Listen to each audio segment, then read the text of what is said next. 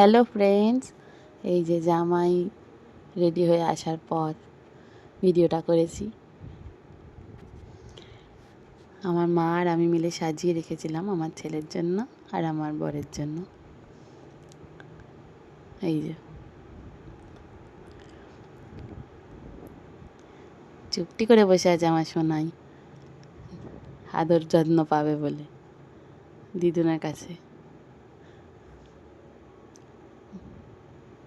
আশীর্বাদ পর্ব চলছে। আমি এই একটা দিনই আমার মনে হয় যে আমার দূরে বিয়ে হলে ভালো হতো, কারণ একটু সেজে গুজে যেতাম, কাছাকাছি বলে সাজতে ইচ্ছা হয় না।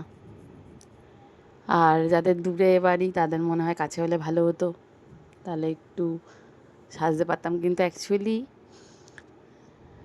যারা সাজতে ভালোবাসে তারাই সাজে, কাছে হোক বা দূরে হোক।